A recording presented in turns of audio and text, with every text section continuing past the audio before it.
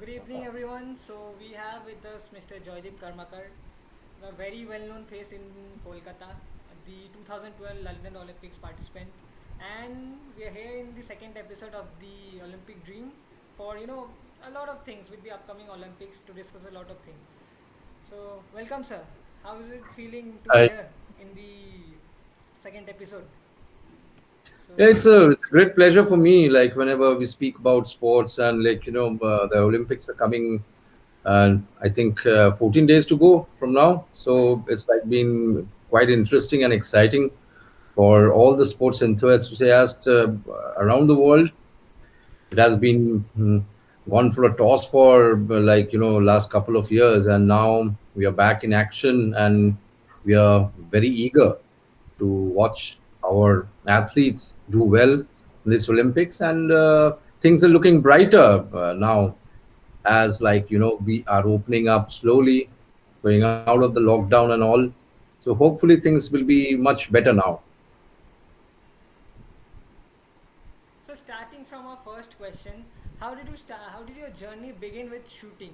What motivated you to start with shooting, and that too, at your times when it is Right. actually very difficult in sports, not just in shooting.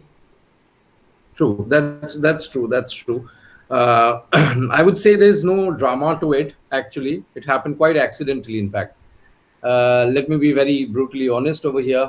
I was gifted with a toy air gun by my uncle at the age of I think I was 6 then. So, nothing unusual.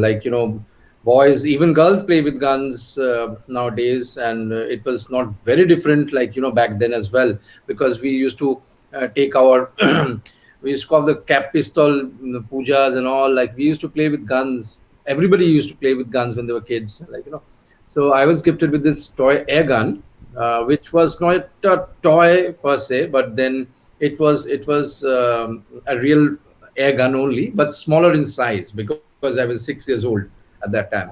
So I developed this knack of shooting right from the word go when I got this thing in my hand. But trust me again, it would be usual for any kid at that age to aim at animals, or maybe shoot some some insects or animals like that, but it never struck my mind to even aim at any animal or bird or anything else living.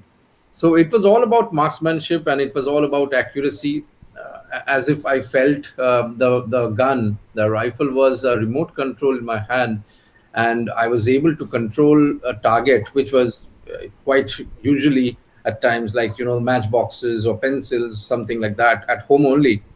And I started off with shooting those, and felt a tremendous bit of satisfaction while I control the target from a distance with my air rifle. That was a satisfactory thing, which motivated me to take up shooting.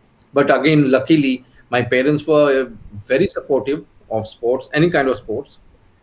It was not with a purpose. I see many parents nowadays, they encourage their children to take up sports or play any sports to gain something.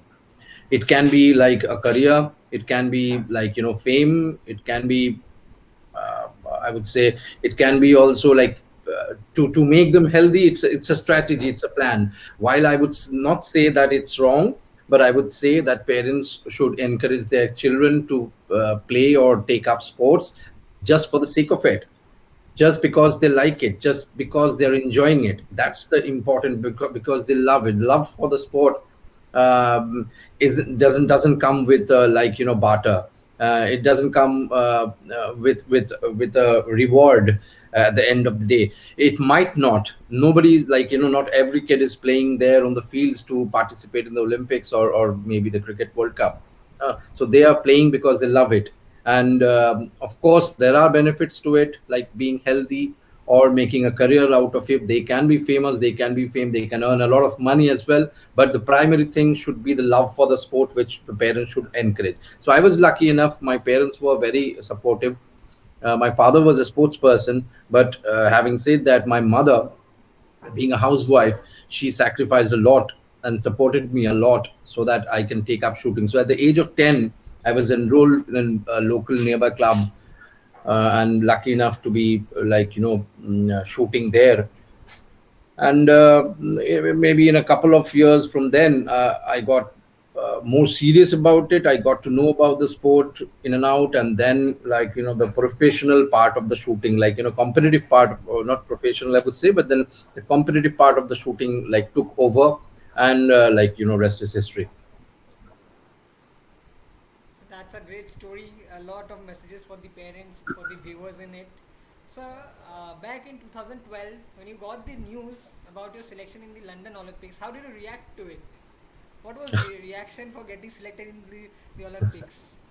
Yeah, it's very difficult to describe in words, but then I remember it was midweek February, where I got this information from one of my journalist friends. He called me up from Delhi and said, pack your bags for London. You're there in the team. We were expecting, of course, I think 19th of February, 2012. So whenever I got the news, so my father was also there. He worked so hard, sacrificed a lot to see me there. It was a dream come true. Yeah, the Olympics were in August that year later, but then the news itself is definitely something it's a huge thing in life. A Something, person. which I believe, cannot be, expressed via words. It's a feel, Absolutely, absolutely. Yeah, yeah. goosebumps. So like everybody can feel that, while you are in sports, and maybe if you're in a professional sport, you want to make it to the Olympics. Of course, that's the pinnacle of every of dream of every athlete. So when you get this news that, okay, you are going to the Olympics, so you'll be an Olympian, so that's a very, very big milestone in your life itself. So very good question, I would say, Aritro. Yes, I was moved. I was emotional. My father was very emotional about it. My mother was also emotional about it. Like, we had a very small, only with our parents. So we had a lot of fun there, and it was a great moment. And but as soon as that euphoria subsided, maybe in an hour or so, I had to think about the plans and my target, what to do next. So it's not about just one achievement. It was more than a responsibility than an achievement. Yes, of course, it's a big news, great news in one's lifetime, but then that responsibility is something which is huge. You are taking the country on your shoulder to represent your country there in the Olympics, and you're not going to just as a tourist, but you're going to do something there. You want to give your best there. Uh, the results, of course, nobody controls it, but how you prepare, how you are determined, how hardworking you are on that particular goal, that will make a difference from then. So that's what I concentrated soon after I got the news. So you've been to the London Olympics, you've been to the Olympics village. How does it feel to be in the Olympic Games, meeting sports persons from different countries and of different sports? How does it feel to be in the Olympics? Responsibility surely, but what else? What are the joys, the insights? We'd love to know from you. London Olympics Games Village. There's a lot of difference between the World Cups we play, World Championships, and the games. That's the Asian Games, Commonwealth Games, or the Olympic Games. So that's that. The as you mentioned, the Games Village, the dining area, the dining hall, are huge. Point of discussion amongst athletes, amongst fans. That what is it like? Because it's a very rare thing for a non-athlete to be in there. You can be at the stadiums watching sports. You can, have autographs from the athletes. You can take selfies and pictures, but the games village and the dining hall is a very restricted place. Even the journalists are not allowed inside. So it's a very, very, a sacred place, I would say, for athletes. So definitely a very, very big experience for me. When that was not my first games village visit, but earlier I was in Commonwealth Games also. But the Olympic Games village, when I entered it, I was like, awestruck. So it was a home for 10,500 athletes for the next, I think, 13, 14 days. And it was amazing. Again, like, you're asking something which is very difficult to express in words.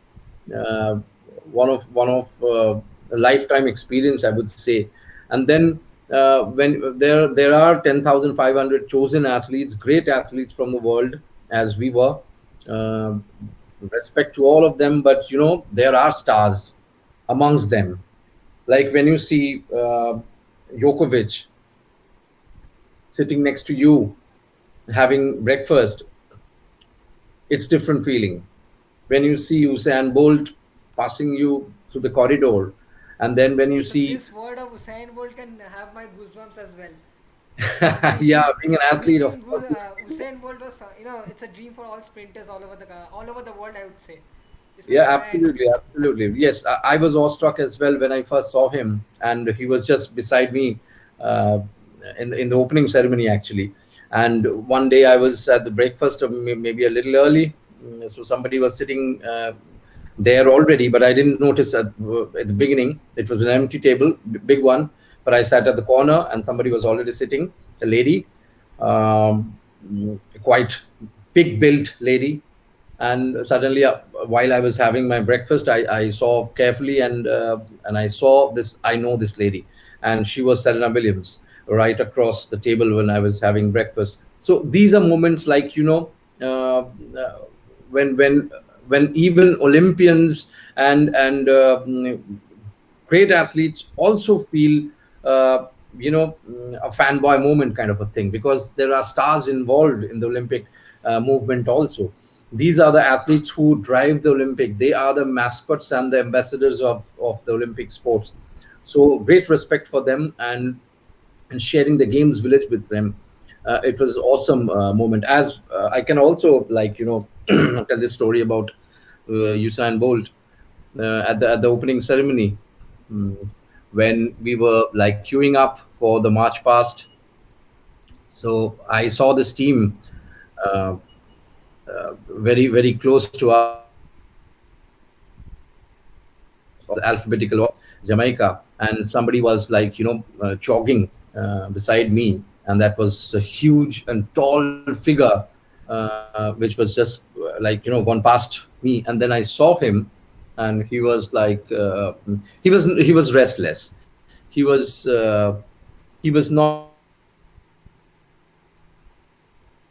he was always on a move, or as if, like, as if, like, I would say, as in a dance form. He was not resting. He was either like, swaying from this side to the other, and that's that. Of course, there he stands, the great Usain Bolt, in front of me. So that was, there are a few instances other, like, Djokovic, having a chat. This is a very down to earth guy. I've seen him, like, adda, as we do in our North Kolkata, localities. He's just like that, sitting on a pavement block, having adda with their friends every afternoon, every evening, and it was just like that.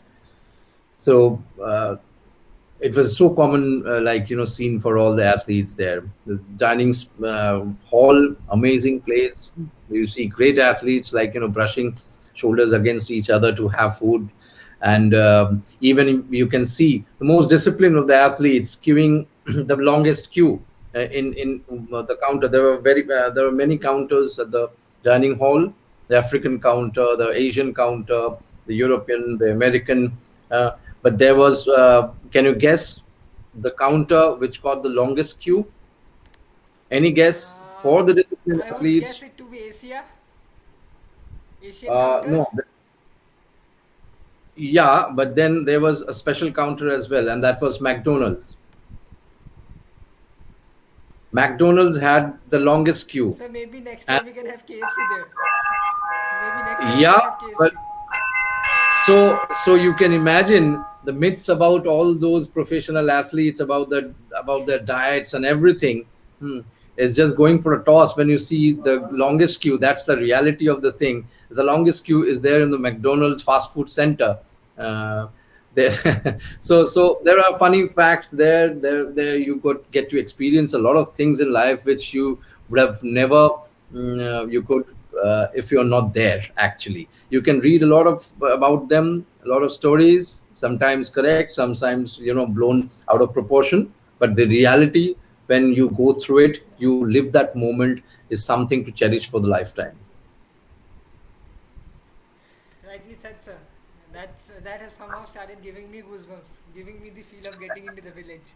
Anyway, Yeah. so moving on to the next topic of discussion, how do you feel shooting has evolved in India from your time to the current times? This time we have 15 sports persons, 15 shooters going in.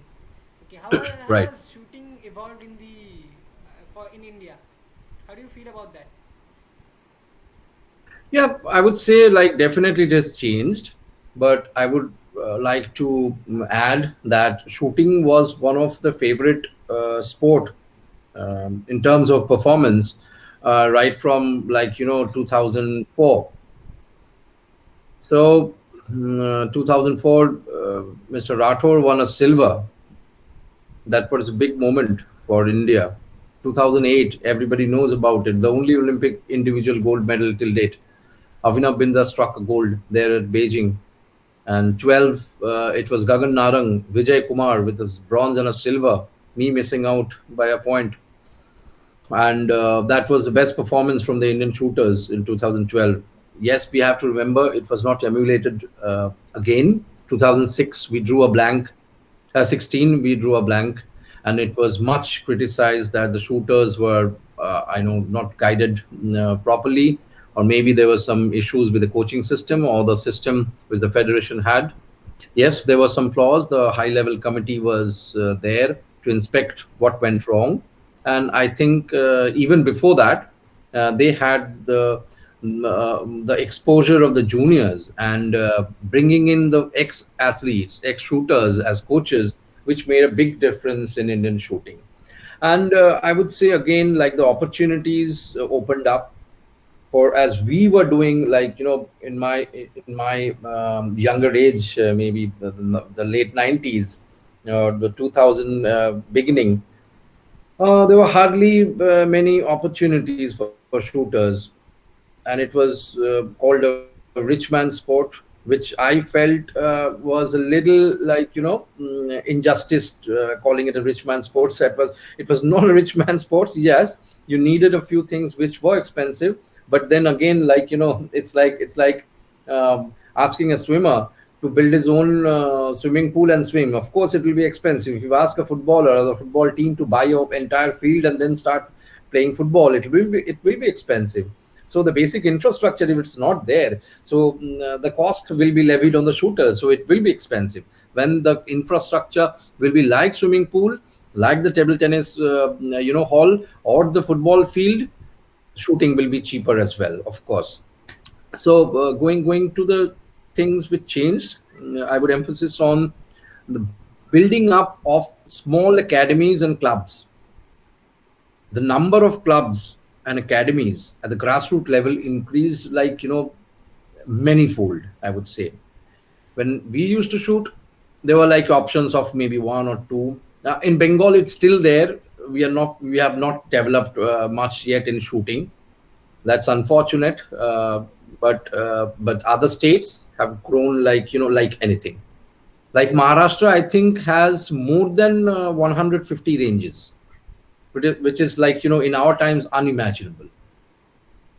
So this is the kind of development which happened, and it is not the Indian team or the federation who did like amazingly well for the shooters. It was these small clubs, coaches, who actually instilled the passion in those young generation who could take up the sport in the first place.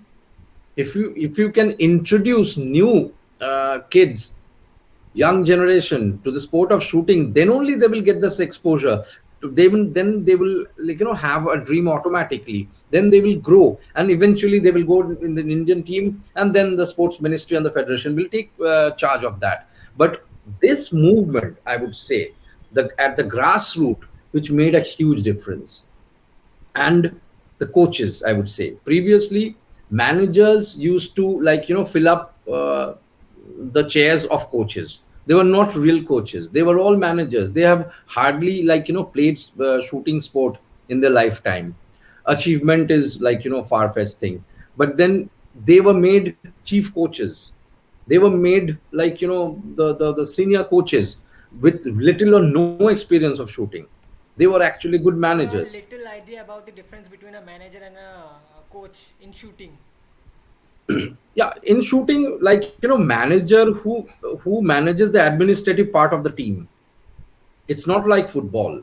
Football, the term manager is a different kind of a thing. Actually, it So is a hence the coach. question, because we have a lot of football followers and we all play FIFA. Hence, manager and coach, head coach is considered to be same in football. Hence, this is the question. Yeah, yeah, it's not like football.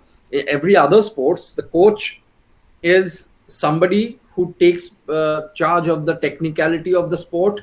And like, as the term coach signifies, he coaches, mentors, trains the athletes.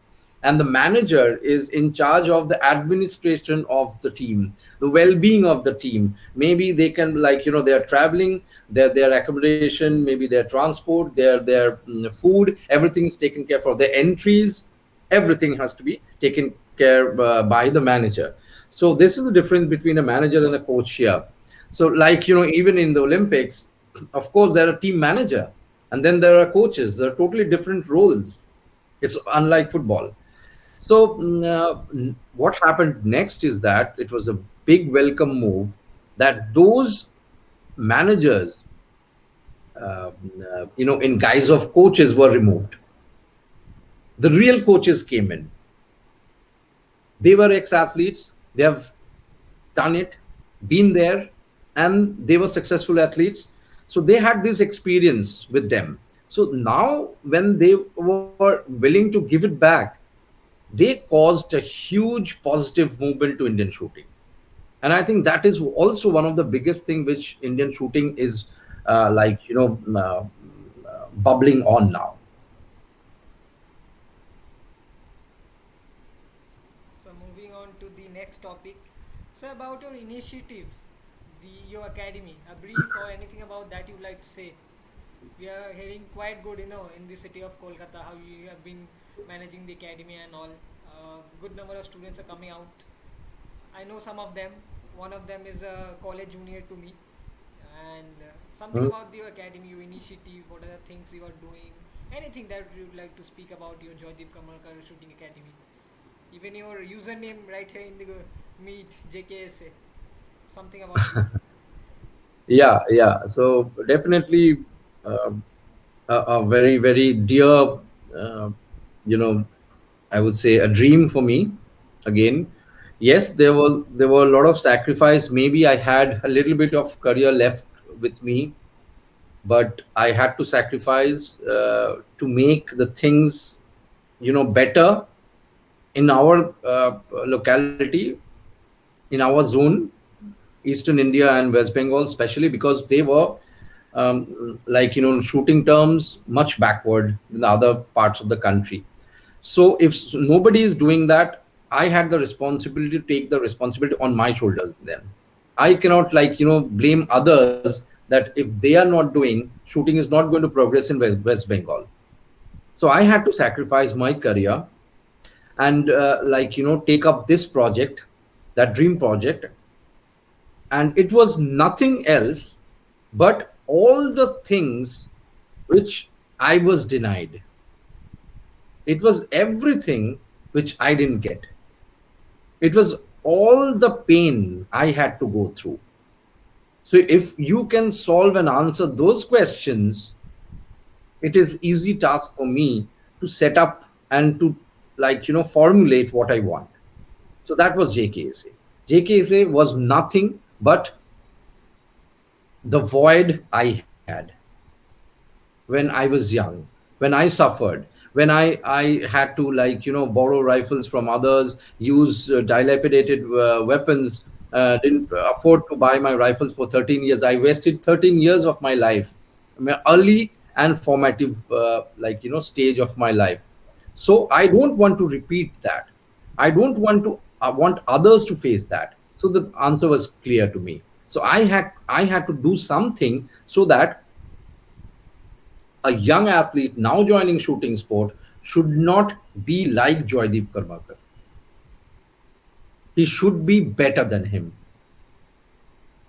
I never tell my students to follow me because I've gone through a lot. I didn't have coach. I didn't have proper guidance. I had to teach myself how shooting. I had to look to others. Like, I used to sit for hours behind senior shooters and learn shooting from them, but just by looking. That should not be the thing. It's not the right thing to for an athlete to go through. So that's what I'm like, just filling up that void. So that's why we started off 2015. We started off JKSA, Joydeep Karmakar Shooting Academy. Now we have close to more than 200 students. And one of the biggest emphasis for me again, it's not only the quality. It is of course there. It is very important to have the quality of athletes coming out of their performance. We are the highest performers right now in the state. Possibly we have all the champions trophy, overall champions trophy, all the tournaments which are held within West Bengal, organized by the West Bengal Rifle Association, with us right now. So we are undoubtedly the top club right now. But having said that, my emphasis again is something different than that also. It is there, of course, performance, but spreading awareness about the sport.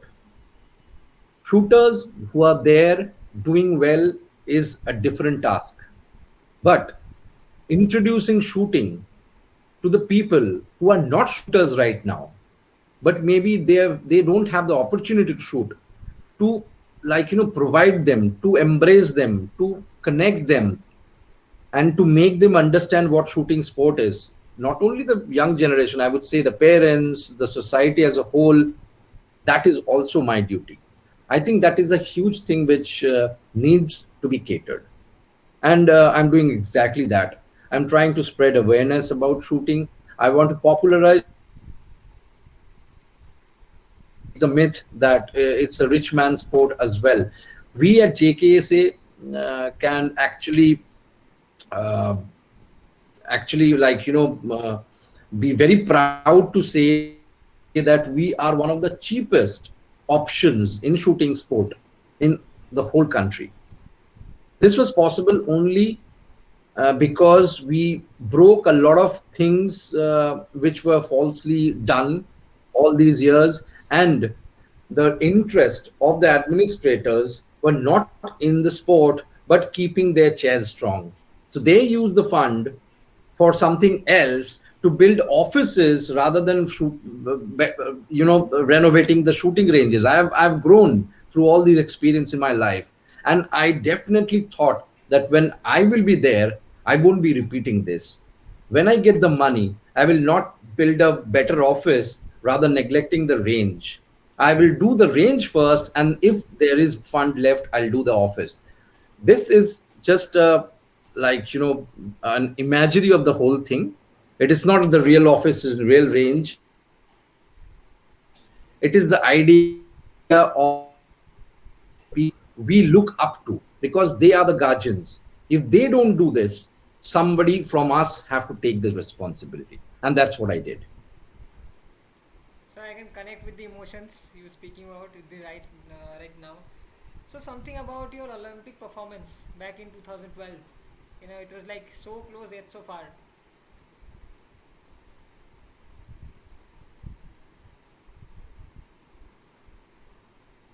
Not the first time somebody is asking this question, but then It this is it hurts. perhaps one of the most It common hurts me to ask you questions the same question. being asked to me. It hurts me to ask you the same question because I have felt the same thing, a lot of times in my sport. But then again, these are the people who give the best of guidance. In anything, not just in sports, in life. People who have been so close yet so far. Like you were speaking in your previous point, the struggles that you know the ways how you can fail. You have a lot of you have a lot of lists how you can fail. Hence, you ask people not to follow you. So something about that. This hurts me, but then again, it is important. This Yeah, question. yeah, yeah. No, no, no. It's the reality of life, and like you have to live with it. As we lost a legend a few days back, Milka Singh ji. I had an opportunity to have a word with him. He also came fourth in Rome Olympics, and we shared a few things about that also, fourth finish. And he told me that you cannot, carry the burden all your life. It will be there. You cannot take it out from your mind. It will be there. Maybe uh, behind the reality of life, there somewhere in the middle, there is a story in your head. You need to laugh it off. That's whatever problem you're facing, just be cool about that. So this is also something which I learned. Of course it is a painful event, and you know you miss out on a gold, you miss out on a silver, but you don't miss bronze, because it's like you fall off from the gold position, you fall off from the silver position, but you don't fall off from the bronze position. You just fall to the abyss. It's a cliff, and you slip off the cliff. So after the third position, after the bronze, there is nothing. So that's the big difference between an Olympian and an Olympic medalist. Yes, I'm an Olympian. I will remain so proudly. Yes, I'm not an Olympic medalist. Yes, there will be pain, but that was what I deserved that day. I didn't do well, maybe, or maybe that I was destined to do that only. Maybe I was not destined to be fifth that day. I was not destined to be third also. I was destined to be fourth. Yes, of course, the rules changed. Uh, Soon after my match was over, the rules changed. According to the current rules, I would have got, I think, a bronze. Uh, that was logical, but at that time it was uh, the rule which was prevalent at that time. Nobody challenged it because it was not logical according to Olympic standards. But later somebody took this up and told this is a logical rule. Qualification scores or timing cannot be carried to a final. In none of the sports take it in Olympics. So why should shooting have it? But we used to have the qualification score added up to the final scores. So I was already lagging behind with a few points at the qualification. So when I started off with a disadvantage, it was difficult for me to fight back. Though I was in a seventh position out of eight finalists, and I made my best. I did my best to come to the fourth, and it was not my day to win a medal that day.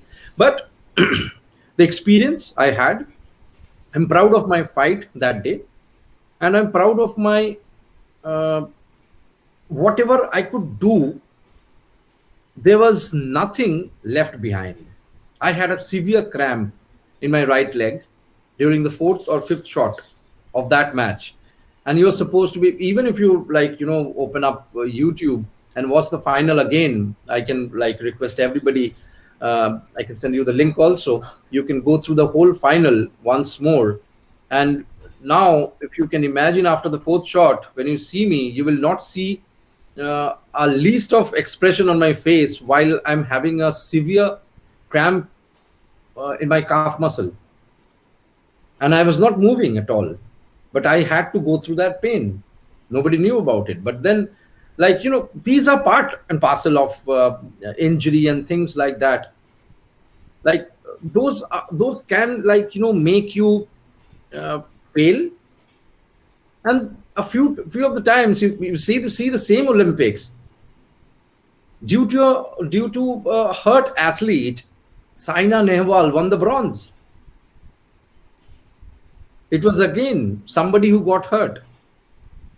So these things happen in sport. Sometimes you're lucky, sometimes you're not. Though I'm not advocating luck here, but uh, that day I think what I did was to my capacity the best. Yes, it didn't convert into the medal. Unfortunately, I'm sorry that I couldn't bring a medal to my country. That will be there. But again, uh, that experience, I would say, has got me a lot of things in life, and that will always be remembered. Maybe not a very sweet memory, but at times I think the way my countrymen, my followers, my fans, and everybody welcomed me back in India was like a hero. And how can I not be indebted to them? Because they didn't make me feel bad. They felt, even the news came that I missed a medal by I won hearts. The fight, they saw how I did from the 32nd position to the shoot off condition. From the shoot off, first 9 to 7th position, 7th to 4th. So that whole journey within that 1.5 hour, from the 32nd position to the 4th position, each shot was a fight and a battle for me. My coach at that time, Mr. Heinz Reinkemeyer from Germany, he had a target of placing me somewhere around the 27th position. He would be happy with that. He told me that I will be happy if you can take the 27th place. That is half the field. 54 shooters were there selected, and half the field was 27. So he would have been happy with the 27th position. And of course, that's also a moment of pride that I could do better than that. So moving on, tag does the rich man sports, like you said a little while back. How Mhm. can shooting be more fan engaging? What do you think can be more fan engaging for shooting? Also, you'll see so many athletes, shooters going to the Olympics this time. Yeah, factual representation of the sport, which is now being done by the media. uh, it's a commendable thing the media is doing. Of course, I would ask them, I would request them. It is not only the time of the Olympics or the Asian Games or the Commonwealth Games that you write about the shooters. Nowadays, shooters are making a lot of news throughout the year also, and they are doing extremely well. We have already, I think, 6 or 7 shooters who are in the top world top three. None other, no other sport discipline has these kind of firepower, I would say. But it is not conveyed well to the mass. It has all been said that it's a rich man's sport. Now, if we statistically go in the Indian shooting team, the 15 shooters, 60 or 70% of them come from small towns and from middle class background. You can go through each athlete's profile. They come from small towns. They're not from big cities. If you talk about Saurav Chaudhary, have you seen, I think many of us has seen his shooting range in his village. It's like a cowshed, and he's still world number one from there. So if you are still, I'm talking about the common people, if you're still talking about shooting being an expensive and a rich man sport, I think it's your excuse that you don't want to. How did Saurav Chaudhary do? I came from a very humble background. My parents were not able to provide me with the rifle or the ammunition. Yes, my club was not able to give me a proper gun also to lend me out at least. This is here now. Academies like Joydeep Karmakar Shooting Academy, they are lending out rifles, new this imported rifles to newcomers. That is why we are here. There are innumerable clubs and academies coming up in all over India to do that only. So it's not anymore a rich man's sport. Okay, coming by the mass appeal and the popularity of the sport. Now tell me, Oritro, you are in sports, or anybody here who can tell me a sport uh, across entire globe that the national championship of that sport in any country, the participant numbers are 7,500 only for a national championship, coming through 2 tiers of selection. These selected 7,005 athletes take part in one single national championship. Which discipline is that? That will be tough World to do. over. That will be tough to do. When you go to the nationals, the numbers are always reduced usually. From the state Yeah. championship to the top, few of the top. they go Yes. for the nationals. It will be in three digits. You can consider that to be three digits mainly. Even In thousand will any be too sport, I high. would say, in any sport. Now, shooting sport has officially had 7,600 shooters in the last edition of the national championship. 7,600, I repeat. Unbelievable? We need to believe it because it happened. It's on So record. the results, and the how we are performing at the global level, it actually proves something has happened. The behind the scenes tasks, it is actually happening. Yeah, yeah. Things are growing. As I told you, the grassroots thing is happening like a revolution. And there, with the quantity, the quality is coming. Like There were not much quantity back then when we used to shoot. We had like one or two odd heroes there: Avinav Bindra, Gagan Narang, Rajyavardhan Rathore, and likes. But now we have the biggest bench strength. Like we used to envy the Chinese team, that if somebody fails, their teammates, somebody maybe unknown name, will surpass her and win a medal. So that bench strength which we used to envy earlier, now it's India's strength. You can see in the Tokyo Olympics also this bench strength. Like, if we are only relying on Saurav Chaudhary to win a medal there, maybe on that day Saurav fails and Abhishek does it. If Manu fails, Yashaswini will do it. So that's how the bench strength is benefiting Indian shooting right now. This is the secret, the strategic secret, I would say. So we need to popularize the sport by spreading awareness, by giving factual data to people, and of course, I would say definitely it cannot be as popular as cricket or football. Of course, the huge fan followers, it cannot be there for an individual event. It is impossible to compare. But what can happen is that I can just give you an example. We go for entertainment to melas and fairs, right? For yes, entertainment, we go to absolutely. melas and fairs. And I am guessing that So, you to be speaking about the balloon we fight, that yes. that rifle. Yeah. So we don't have a cricket field or a football field in the melas. The biggest entertaining places we go, like as kids also, as adults also, Yes, right. I remember from my we younger find days, a 12, shooting 9 range, days. a humble shooting range with a balloon. So there you will find 5-year-old and 60-year-old also shooting. Yes. So the entertainment part is there.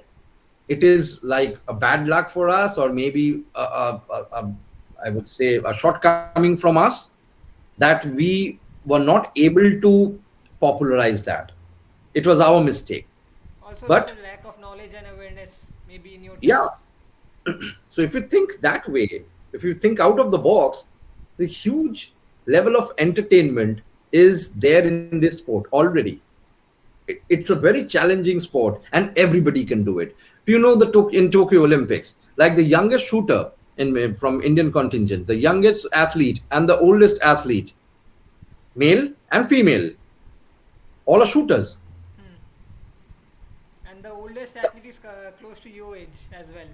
Yes, Tejaswini yes. Samant. He's 45. Maharaj is 45. And the lady, Tejaswini Samant, she's a 41-year-old lady. She's shooting there. And the youngest is uh, Divyansh Panwar, who is 18 years old. So you see the versatility of this game. We had the first kid who went to the national championship, the youngest in India, was my son, who was 10 years old, who played senior national championships at the age of 10. And then if you Google who is the oldest Olympic medalist in Olympics, you will find the name Oscar Swan, who again was a shooter. He was 72 years old. So this is the universality and the versatility of this sport. Everybody can take it up. You have seen lean shooters, like maybe you will find them not looking like proper athletes. Maybe they're very lean, They can take up rifle or pistol and they can shoot. You can see very flabby shooters also, Recently, who, followed your Facebook post on Rahi. yeah, She won the and gold. you can call her for that. Okay, no, she cannot be an athlete if you like, just post her picture. Hmm. But she's an amazing. We don't know. Maybe she will be a gold medalist in 3 weeks' time. So this is the beauty of this sport. This has to be taken to the people, made understood that this is something everybody can do. This is the beauty of the sport. In our academy also, we have shooters at age of 50. We have shooters at the age of 7 also.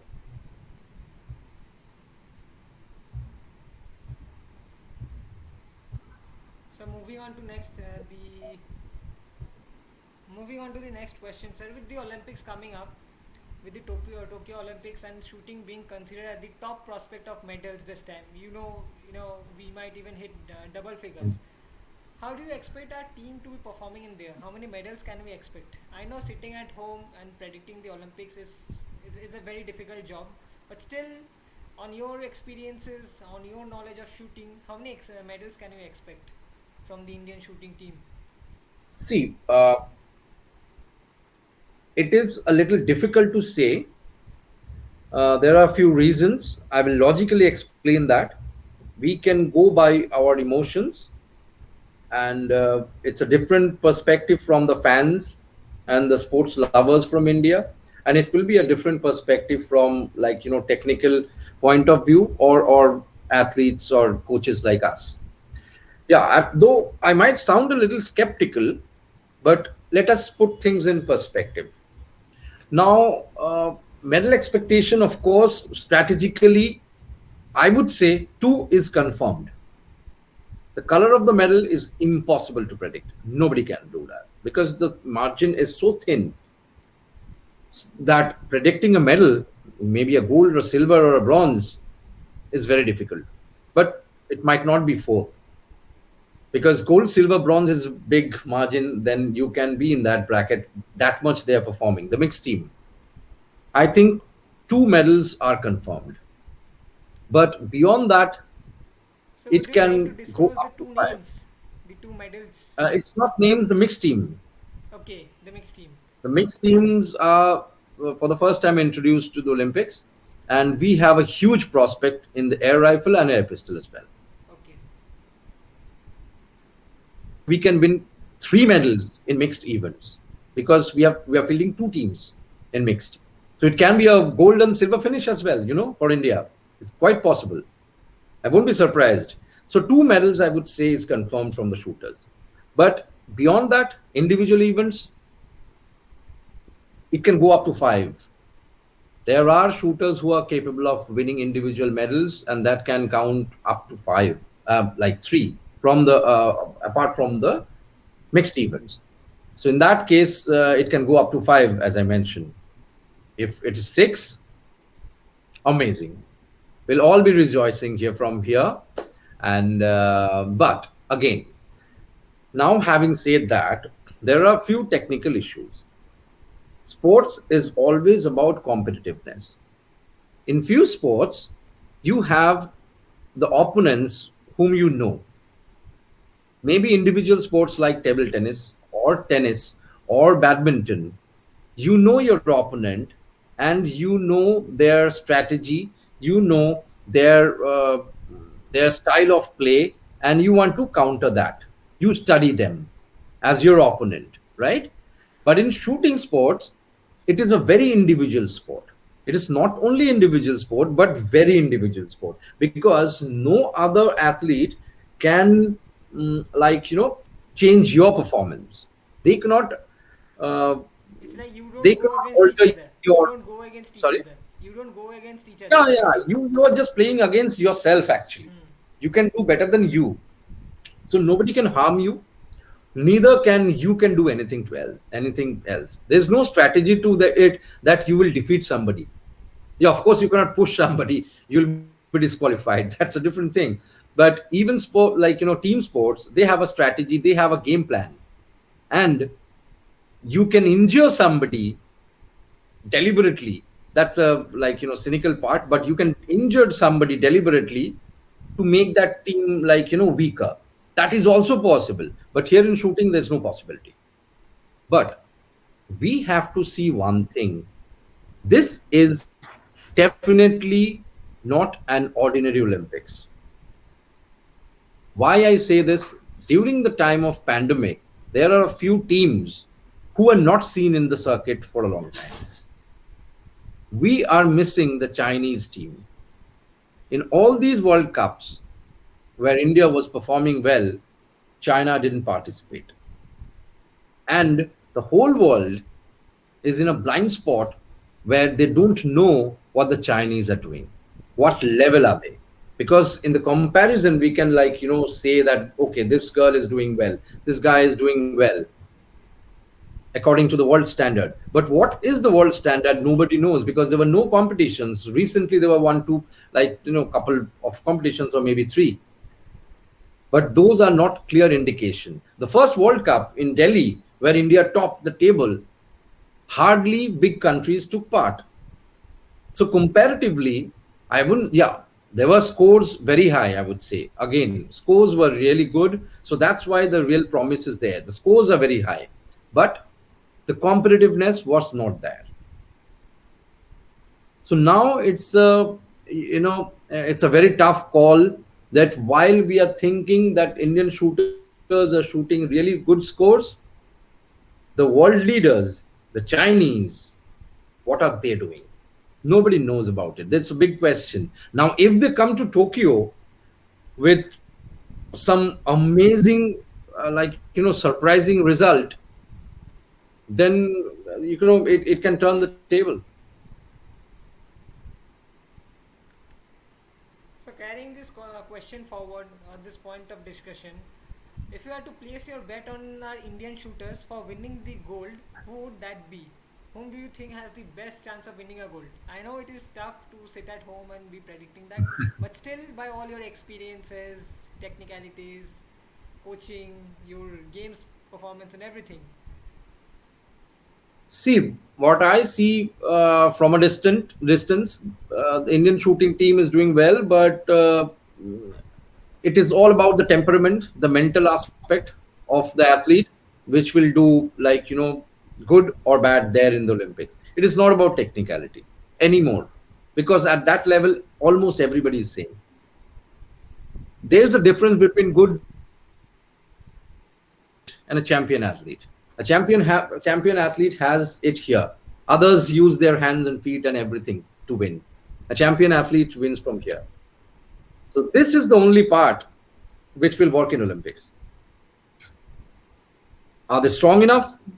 Are they clever enough? How strong is their strategies? And of course, like, not only the athletes, the coaches plan also. Like, I made a statement a few days back that everybody is talking about the bad results in the last World Cup from the rifle segment, especially, mm, which was in Croatia. That 1 month prior to the Olympics, this World Cup takes place, and India does miserably bad there. But I would say it may be a strategy. You don't want to peak at the World Cup just 1 month before Olympics. It can be a strategy. If I'm a coach, I will do that. So you trust me, you might not believe this. This is what we have different WhatsApp groups with our friends and different people talking about sports and stuff. So this was exactly the same thing which I told them. This might be a tactics. You lose out now to not show your competitiveness or your scores and be there in the Olympics, because Olympics is something that might be once in a lifetime for many. Trust Yeah, me, I've said absolutely. this in many of the You WhatsApp groups. cannot perform your peak. You cannot show your peak. You cannot peak even before the real event takes place. That's a strategy. You cannot peak every day. It is not possible for any athlete. And Olympics is not a matter of joke. If you really want to do something which is extraordinary at the top of the world, you need to peak. And peaking is an art which we missed a lot of time in India, Indian athletes, in across fields. They do extremely well. They are so talented, but they misuse their peaking abilities to some other events. They don't prioritize events. They want to, like, have it all. So this trend was there, like with us also. Our coaches also didn't explain that much there. But of course, in the due course of time, we understood. Now, as a coach, I do to my students. Of course, like, I'm talking about the elite athletes only, not everybody now. But this should be a strategy. I'm not very sure the Indian coaches are doing it or not, because from a distance, it's very difficult to say what's their strategy is. But I would say it was absolutely to have moderate outing. I wouldn't say they were dismally bad. They were, yes, a few scores were not really, really good, or maybe quite bad, but they were not dismally out of order. And if the athletes understand what they're doing, if they are confident enough, they know the strategy, it will not hamper the preparation. If the athlete is nervous then and they go by the result, even after knowing that it was not it was not there, like it was not in the strategy to give your best, and you do bad, and then you take it in your mind and say what will happen to me in the Olympics, then she is gone in the first place. There's no place for her then in the Olympics, because she's taking scores and results in her mind. It's not possible then to go ahead with that. You need to be strong. So, after having said all this, I think I see Saurav Chaudhary in a very poised mental state. His body language, his facial expressions, and his techniques, which I've seen in the videos, I think is looking very positive to be a medal winner. But I cannot again say, it's very, very difficult to say a gold, and even 0.1 millimeter can decide a gold or silver. Even the athletes winning the gold and a silver might not know the difference between them. How somebody won a gold or how somebody won a silver, they might not know also. I can understand from your point of view, but still I'll consider Saurav Chaudhary to be your best bet for getting a gold. Yes. And my Yes. dark horse is Rahi Sarnobat. Okay. She was there in London Olympics with me, didn't do well, but she's back again with much experience. But now her preparation, nobody is like, I know, I don't think nobody is counting on her. But yes, the last World Cup, she won a gold. But I think Rahi's body language and I think the preparation is good. Her eyesight and everything. Her eyes are looking calm, which is a good sign. Her expressions are under control. So I think my dark horse will be Rahi, and um, Manu Bhakar in 25-meter pistol, which uh, I think is a little odd because everybody is expecting Manu to do well in air pistol. Yes. She's there for three events probably. Yeah. Three She's there for events three now. events, the Yeah, maximum. yeah. The mixed, Yes. the So 10 meter and 25 meter. Yes. air pistol is the main event. But I think, again, a dark horse, Manu might do well in 25-meter. It's my gut feel. I can be horribly wrong, but this is my gut feel as I like tell you right now. Thank you, sir. That's really nice. Although, if you keep continuing, we'll maybe pass the whole night asking you questions. But that's all Okay, for one more today. thing to add, Aritru. Yes, I sure, will just sure, sure. one more thing to add. Like for the last question only, I've mentioned like 2 3 names, but it was always the ones who were expected to win didn't deliver in Olympics history. If you see, So I'll consider you to be one of the examples. yeah, nobody expected. So there will be one or two surprise package, and we don't know. They might not be in the favorite list, but they can there can be some kind of a gladiator waiting to unleash, and we don't know.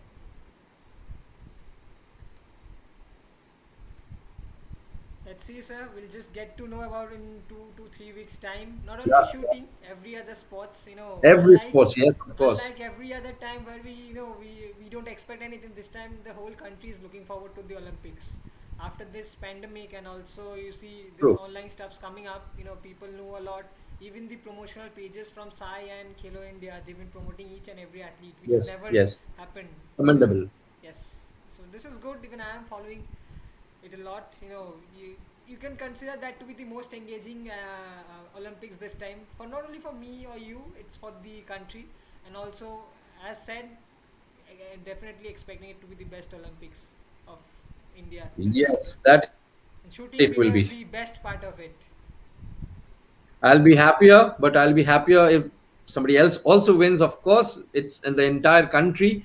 All the athletes who are representing our country should do their best, and I think they're positive, they're confident, and hope even if they don't win a medal, they do their best. Maybe a few national records broken at the Olympics will be also a good takeaway for us.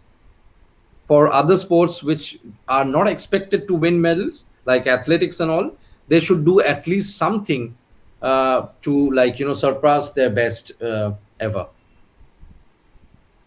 Although, sir, this time we have a chance in athletics. Neeraj Chopra is doing good in javelin He's throw. doing good. Yeah, yet to break that. Like in the 90 current season, meters. yet to break. Yes, 90 meters, yes. But current there's a season is chance. not good, but let's hope for the best. He is one of the most talented athlete from field events, and we will be expecting our first Olympic medal from athletics. Yes, very much, Um, sir. We've been Maybe waiting for through this Neeraj from the Chopra long. or maybe somebody else. Yeah, sure. See, if you had to put some message for the Olympians coming up, would you like to do that? For all the athletes out there for the Olympics? Any message? I would say that you need to be strong. You're special. That's why you're there, and you need to feel confident and not care about anybody's performance. It's you and you alone who can rely on individual excellence to make and give your best effort. It doesn't matter you win a medal or not, but at least you can answer yourself standing in front of a mirror that I've given the best in my life today. That's your part. Thank you, sir, for joining in. This pandemic gave us this opportunity, to do this series and Yes. stuff, and hence we started off. Thank you for joining in. Let's see. Thank you so much. I really enjoyed it, and all the best to your team. And may you do good to sports as you are doing already, and spread awareness about many other sports and discipline all throughout Bengal and nationwide. And personally, I give you best wishes, Oritro, for your sports as well. Do well and shine. Thank you, sir. It was Thank really you. nice talking to you. Thank you. Thank you. Thank you. Bye bye.